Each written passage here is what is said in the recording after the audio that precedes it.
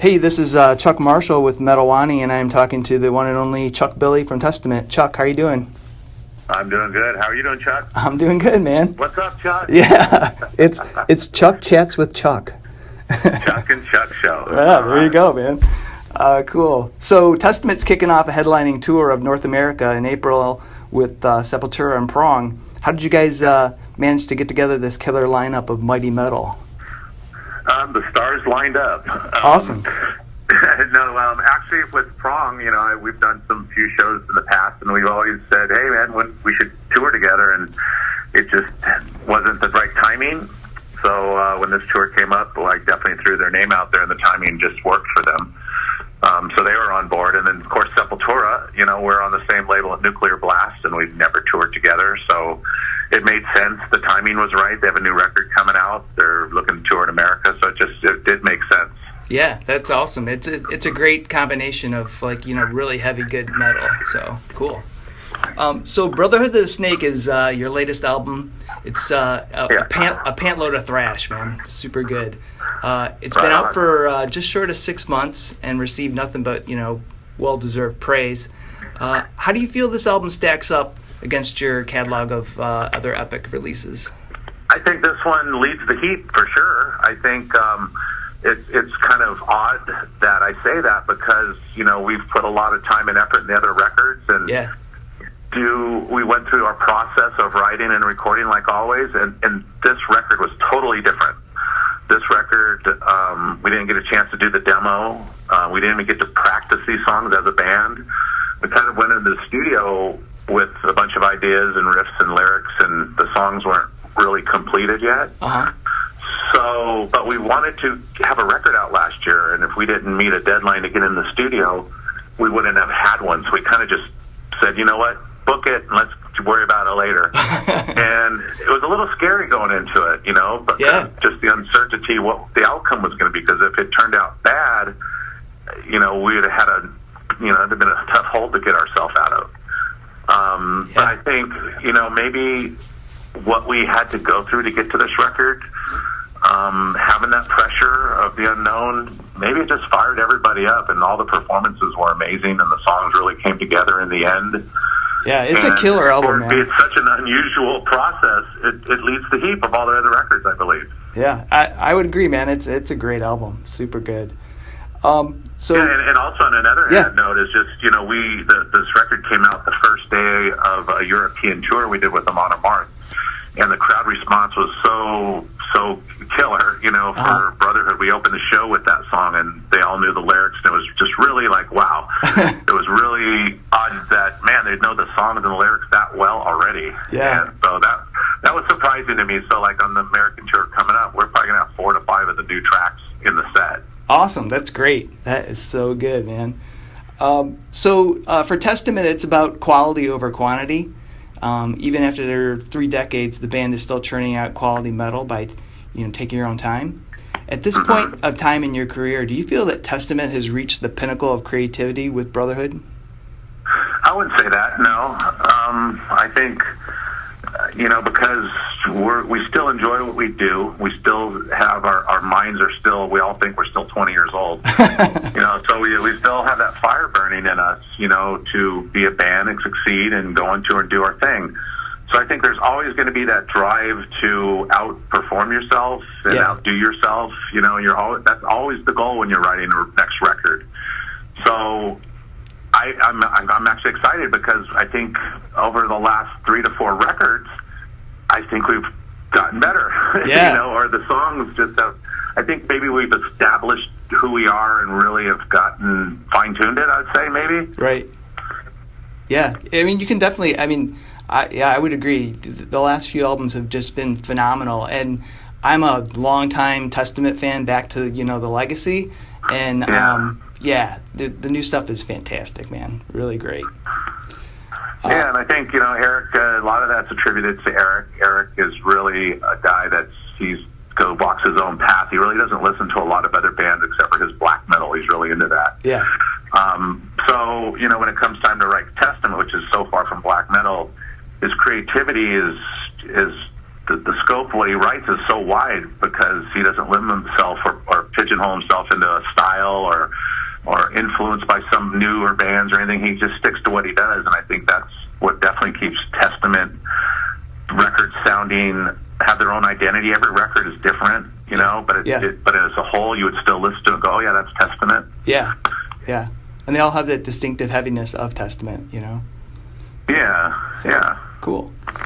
So speaking to Eric, so you and Eric are pretty much the backbone of the band when it comes to songwriting and lyrics. The creative juices are still flowing when it comes to writing thrash metal songs. Do you think Testament would ever slow down and write mid-tempo songs like Metallica did with the Black Album as compared to their classic first four albums? I mean, I wouldn't say no, we would never do that, because I can't say that until we wrote a song. And you know, like some of the ballad songs we've written in our past, we've always wrote those with in mind, like, wow, are the fans going to love this or criticize this? Right. But at the end of the day, when we play it as a band, we all go, you know what? I dig it. You dig it? Yeah, you dig it. So let's go for it. You know, who cares what everybody else thinks? Right. You know, so I wouldn't say no if the song we wrote it got to us all and we all were digging it, then we would just keep doing what we do. Yeah. But I would have to say, from the Brotherhood of the Snake record, from the last record, Dark Roots, I love the Dark Roots record, some great songs, but I thought it was missing some of the thrash, and the tempos needed to be a little quicker. So that's why we went into Brotherhood, kind of like, okay, let's speed it up, let's thrash it out a little more, but still be Testament and still have that melodic hook in it. Yeah. And I think we did it. Yeah, I would agree, man. So beyond the amazing technical riffs, you know, that define Testament is also defined by your voice. You can hear the progression of your style over time, and now it seems to be this perfect blend of melodic heaviness and that kind of deathly thrash. Did you consciously work on your vocal range, or was it just kind of a natural progression?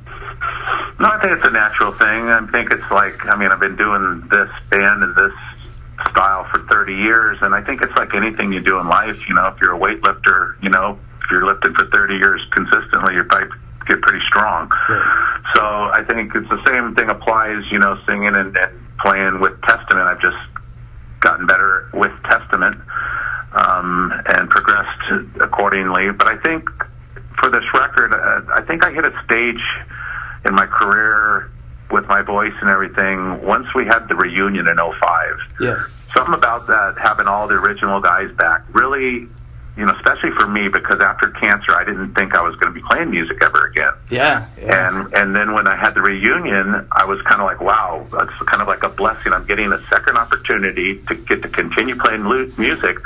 But even better, I have the original band, and something about that really put some confidence behind the band and behind me. And I kind of just didn't think about it. I was just so happy to have everybody back together. All the other politics were thrown out the window, the competition, you know, who's selling what, you know, it was just about, you know what, this is killer, everybody's back together, we're having fun, we're enjoying it. And that really, from that stage to where we are now, really I think has a big part of where we are today, because we're comfortable who we are and what we do. And me as a vocalist, I realize my range and I don't try to step outside of it, and I just do what I do, you know. Yeah, well, man, I mean, your voice is really to me, that's one of the defining elements for Testament, and I'm just impressed as hell, especially on the new album. It's fantastic. It sounds really good, man. Oh, thank you. Yeah, it was, you know, I mean, again, I go back to where we went in the studio and I had so much parts, I was like, oh, no. But at the end of it, you know, it all just really came together, because there was literally some riffs I would go, damn, that doesn't even belong in the song. That's got to go. Right. But in the end, I ended up coming up writing lyrics and connecting to that songs, and now I'm like, wow, that song would be missing something if that part was gone. So yeah, I guess you just don't know until it's done. Right, yeah. Well, and like you said, the pressure of getting it together in the studio, too, had some element of magic. So speaking of recording, I mean, we are still digging the new Brotherhood of the Snake. I mean, it just came out. I read that you guys have already started to write the next album for this year. Oh, yeah. And so I'm wondering, is it going to take another 4 years before we get Testament? No. Our goal is 2 years. We're like, we hope to have a record out next year. Awesome. You know, because that's why, because we thought we'd have a record out after 2 years. It just ended up being 4 because the process just, I don't know what happened, but it took forever. Yeah. So this time we're like, you know what? I don't want to do that again. I told Eric exactly when we were done recording. I said, you know, it's a great record now, but I don't want to go through what I had to go through to do this again. So why don't we start writing now? You know, so we decided that when we're not on the road, let's get together and just jam and maybe come up and at least get to that point where we were with this record. A bunch of ideas and riffs and lyrics, you know. Yeah. Have something that you can put together and fine tune. Yeah. Yeah, cool. So when you ask fans about bands that have influenced them and continue to create new music, the name Testament appears again and again. What do you attribute to the band's popularity and staying power?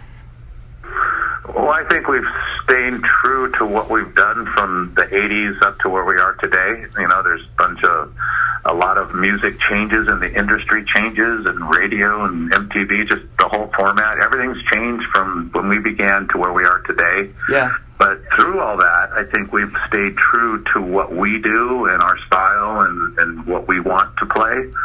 And somehow I think, you know, the fan appreciates that. You know, I think most bands either stop playing or they try to conform to what's current and people are kind of, you know, buying. And I don't think bands could make it that long because, you know, I don't know, it's not real. I don't know. Yeah. Yeah, I mean, you guys are, I think that's true. You know, you're staying to the core values of your band, and it's, you know, but still evolving and making great music. So that's, I think, part of it too. Yeah, it is, and I think especially because we haven't copied ourselves. You know, like I said, you know, it's Testament, but we haven't copied. Oh, that's that last record, or oh, that's Practice, or that's. Yeah. It's always kind of evolving and keeping you, but you know it's Testament, but you're kind of going, cool, man, it's a different feeling or different vibe this song's hit me. So I think that's something about that, you know, has something to do with it as well.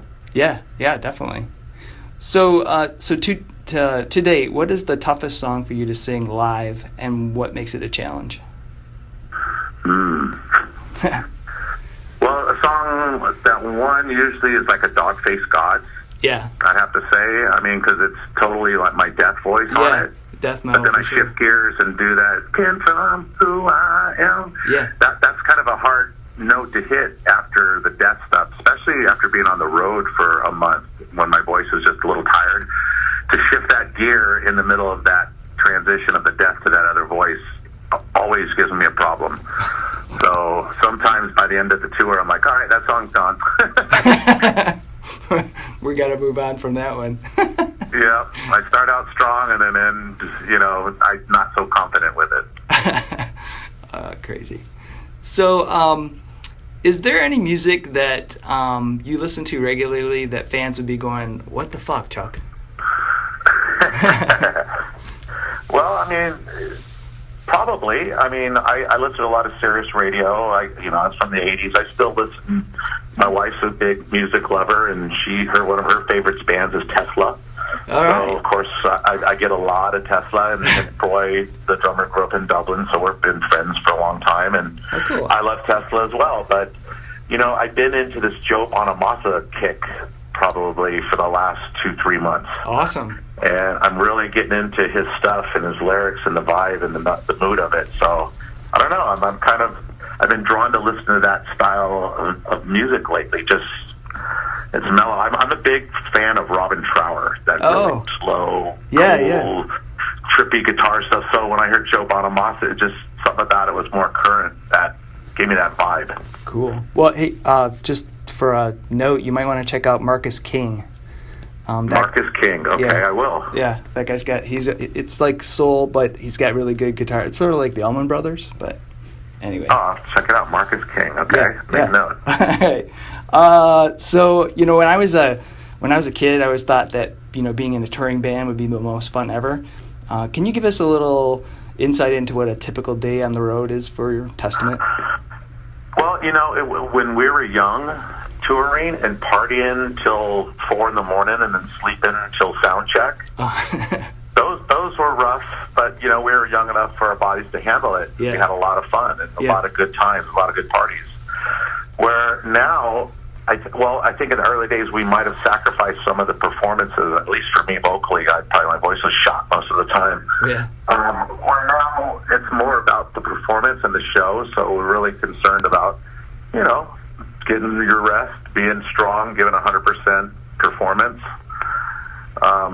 So like now, I like to, myself personally, I like to get away from the gig. Uh-huh. Ever since I beat cancer, I've had a different outlook when I tour, especially through Europe. I always felt when I was younger, I was so lucky to go see the world, but I didn't see it. Yeah. So I always made it a point to get up, go into town, look up what's locally, go have lunch, and trip around and sightsee. So to me, it really shifted gears because I felt like I was just a tourist. But around 8 o'clock, 9 o'clock at night, I had to go jam for an hour. Yeah. So it wasn't really like touring, where before it was all about sitting at the gigs, worrying all day. Oh, when's the gig going? Man, this is boring. I'm bored. Right. To where now it's like I'm a tourist, and I mentally go, God, I'm only got to go sing an hour and a half. That's nothing. Yeah. So mentally, I flip gears to switch it around, and it does help me, and I'm enjoying myself more. No, that's cool, man. It's like a working vacation. Yeah. It is, and in America, when I'm in America, I golf. I like golfing, so I try to get out and golf maybe 2-3 days a week. Cool. Me and Eric like shooting at the gun range, so me and him go 2 or 3 days a week to the gun range in a local town. Yeah. So I bring my bike on the road. Alex jogs, I jog.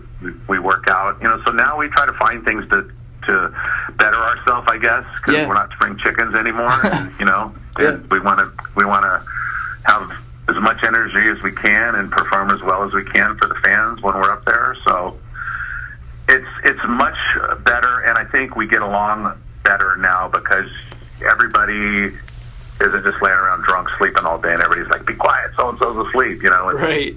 Everybody's up, and everybody's doing something positive, which is great. Awesome, man. That's so cool.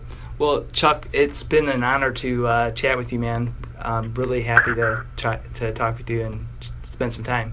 Hey, good talking to you, Chuck. All right, see ya. All right, later. Yeah.